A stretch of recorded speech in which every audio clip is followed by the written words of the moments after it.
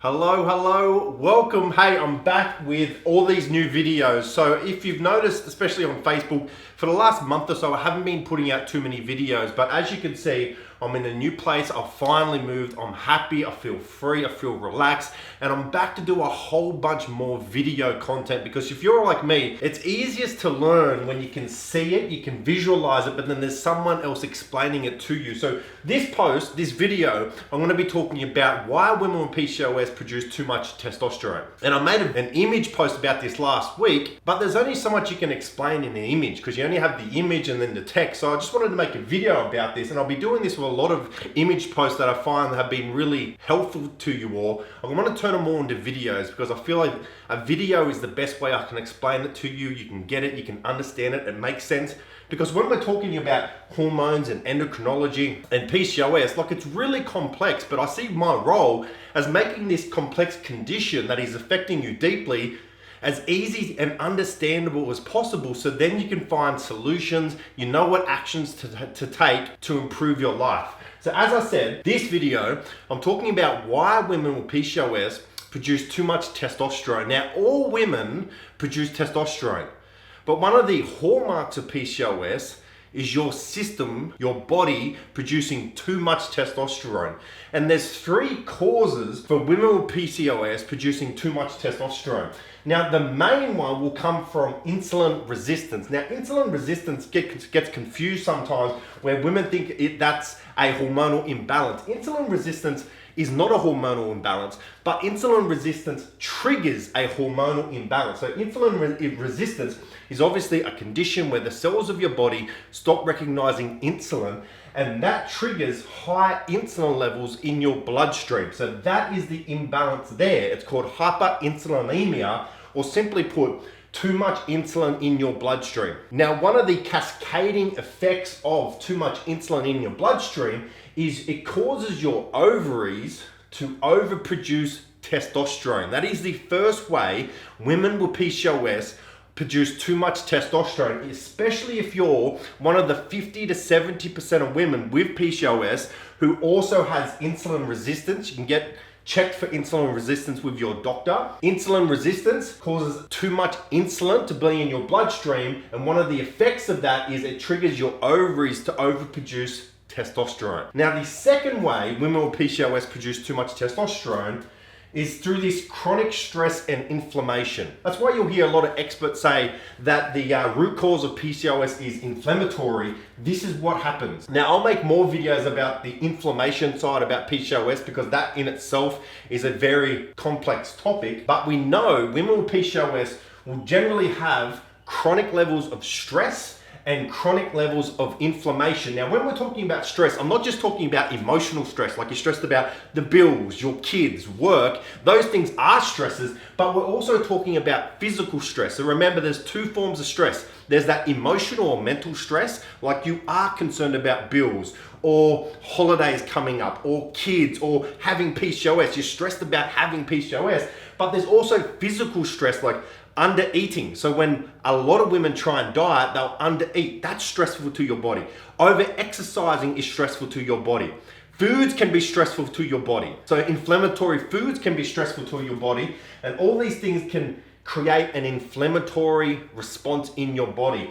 Now, if you want to get checked for your inflammation levels, go to your doctor. The main inflammatory marker is CRP, C-reactive protein. If that level is high, you'll know that your inflammation is high. Now, just a little tidbit here too, chronically high insulin levels is also inflammatory to your system.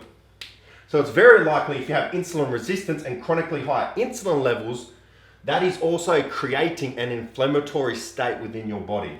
Now, all this is managed by your adrenal glands, and your adrenals are responsible for about 50% of your testosterone in the female body. But chronically high stress, chronic low-grade inflammation means the adrenals pump out too much testosterone. You'll know your high testosterone is coming from your adrenals because that will show in your blood test as DHEA, which is a form of testosterone. So if you want to get checked, check your DHEA levels. And once again, high testosterone. See, the second way women with PCOS will produce too much testosterone is that, once again, chronic stress, either emotional stress, physical stress.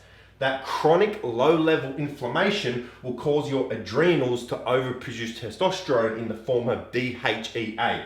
And now the third way, and this is one thing I want to start teaching you and getting you to understand, is when we're talking about hormones or hormonal imbalances, you can't just single out one hormone, because the way your endocrine system or your hormonal system works is it's looking for what's called homeostasis or balance of all your hormones. So one thing you'll start to see here is that one hormone that's out of balance will cause another hormone to go out of balance, which can cause another hormone to go out of balance. This is what in endocrinology they call cascading. So as you can see, right, insulin resistance causes high insulin levels, which is a hormonal imbalance, which causes high testosterone levels, which is a hormonal imbalance. Those high testosterone levels can throw your luteinizing hormone and follicle stimulating hormone, which are incredibly important for the menstrual cycle, that ratio to go out of balance. It actually causes high luteinizing hormone levels, which then in turn, and this is how it gets confusing, high luteinizing hormone levels then in turn trigger high androgen levels, high testosterone levels. So one thing I want you to start understanding is you can't just pinpoint one imbalance, because the way your hormonal system works, it is always looking for overall balance. There are over 50 hormones within your body. But the third way women with PCOS will produce too much testosterone is excess body fat. And this is that double-edged sword about PCOS, right? PCOS, especially if we're dealing with insulin resistance, will cause you to gain weight. So cause you to gain excess amounts of body fat. But then, this is why it's that double-edged sword, that excess body fat is then going to create even more problems that exacerbate the original problem. That's why I'm always talking about you have to have a holistic approach. You have to approach PCOS as a whole. You can't just look at one aspect of it or one little action here. You have to look at it as an overall whole, a holistic PCOS specific plan. So excess body fat causes obviously an excess amount of fat tissue, what we call adipose tissue. Now, we used to think that fat tissue and skin and things like that were just dormant. They didn't really do anything. What we know now is, especially fat tissue, it is an endocrine gland because it produces hormones. The two hormones specifically that fat tissue produces are testosterone and estrogen. But this is what we're talking about.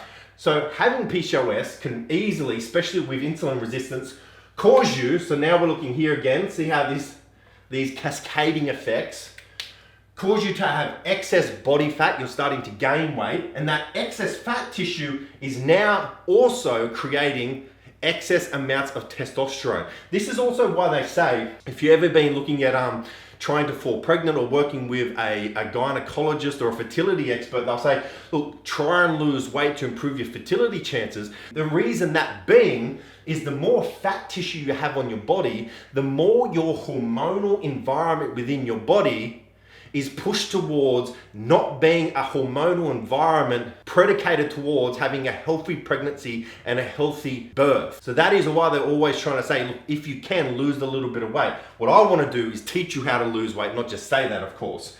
So these are the three ways that women with PCOS will produce too much testosterone. Insulin resistance, triggering high insulin levels, which trigger the ovaries to produce testosterone.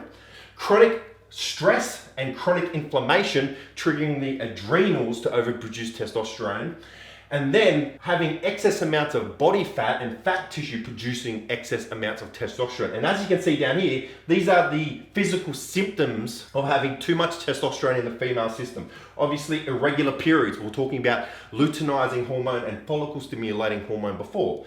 Acne, so acne, especially around the chin here. Hair loss, especially on the scalp here, what's called androgenic alopecia. So androgenic, once again, testosterone.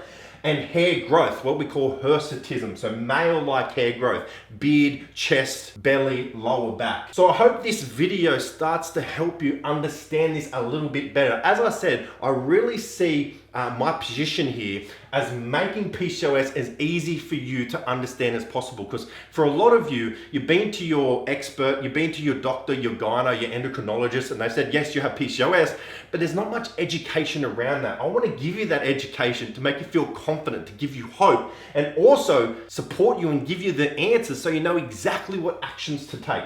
So I hope you enjoyed this video. If you have any questions at all, let me know below, and I'll see you next time for the next video.